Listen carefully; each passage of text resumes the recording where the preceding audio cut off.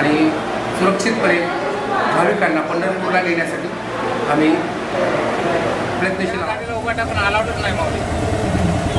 नमस्कार मित्रांनो, आजच्या या नवीन व्हिडिओमध्ये तुमचं स्वागत आहे. आणि आज आपण आलेलो आहोत पाथरी बसस्थानकावर आणि आपल्याला इथून पाथरीवरून थेट जायचं आहे नारायणगड या ठिकाणी. मित्रांनो, सर्वप्रथम तर तुम्हाला सर्वांना आषाढी एकादशी निमित्त खूप खूप शुभेच्छा.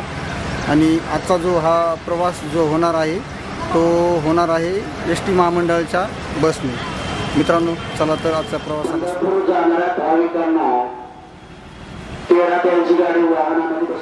पाथरी बसस्थानक आणि त्याचेही फलाट क्रमांक 1 ते 5. बघा ही गर्दी मित्रांनो. आषाढी एकादशी निमित्त बीड परभणी गाड्या कमी केल्यामुळं तब्बल 1 ते 1.5 तासानंतर एकच गाडी आली. इथं भरपूर प्रमाणात गर्दी झालेली आहे. आणि आता सकाळचे झाले 8:45, तब्बल 1.5 तासानंतर गाडी लागलेली आहे. आणि आता आपलं प्रस्थान होणार आहे पाथरी बसस्थानक. पाणी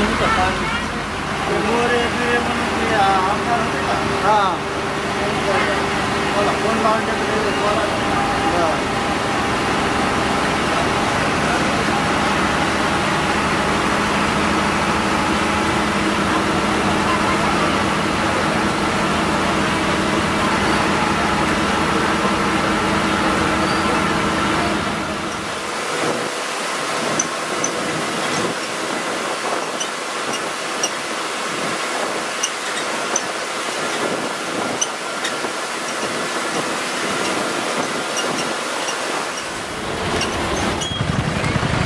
आणि बस जेवणाचा स्टॉप ढालेगाव. या रूटवर जे प्रवासी नेहमीच येणं जाणं करत असतात त्यांना माहीतच असेल. इथून जाणारी प्रत्येक बस ढालेगावला थांबवूनच जाते. 10-15 मिनटं इथं थांबण्याचा वेळ.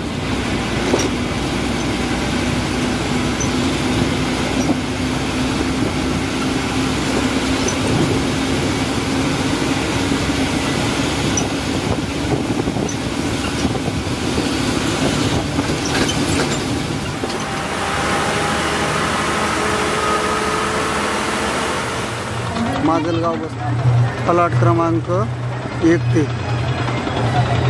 बस स्टँडची अवस्था खूप चांगल्या प्रमाणात आहे.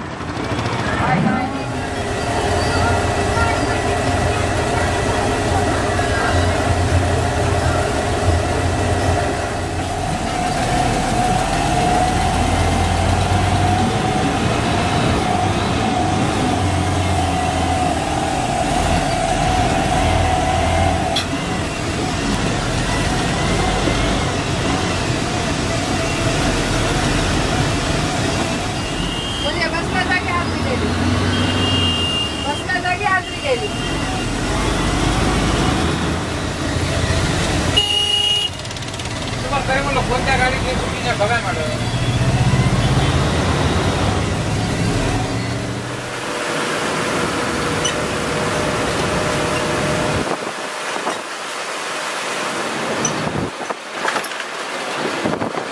मित्रांनो, नारायणगडलाच आषाढी एकादशीसाठी जायचा प्लॅन काय केलं तर मित्रांनो, नारायणगडला धाकटी पंढरी म्हणून ओळखलं जातं. सर्वजण तर जात होते मोठ्या पंढरपूरला. चला म्हटलं आपणही माहीत नसलेल्या ठिकाणी जाऊया. नारायणगड हे ठिकाण मित्रांनो बीड जिल्ह्यातील शिरूर तालुक्यात आहे, कोंडूळ या गावापाशी. बघू म्हटलं तिथं पण कशी जत्रा भरते, किती भाविक भक्त येत असतात, त्यासाठी हा प्लॅन केला.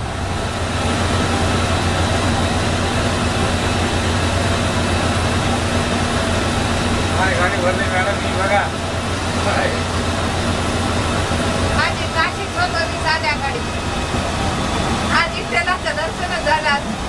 वाचल्या तुम्ही लय वाचल्या मला.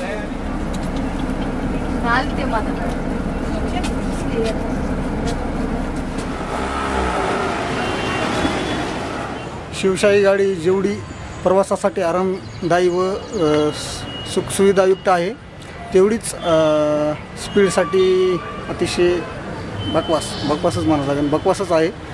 कारण 75 किलोमीटरचे माजलगाव ते बीड हे अंतर पार पडण्यासाठी तब्बल 2.5 ते 3 तासाचा वेळ लागलेला आहे.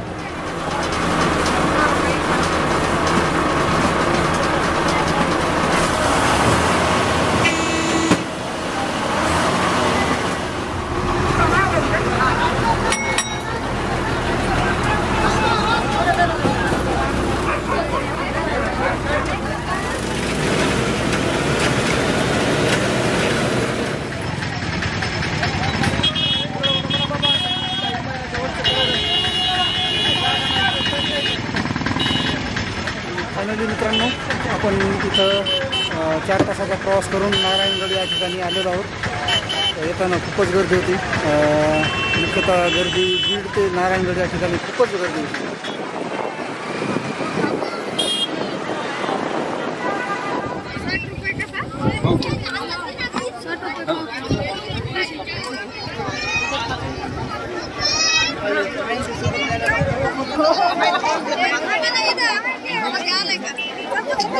One.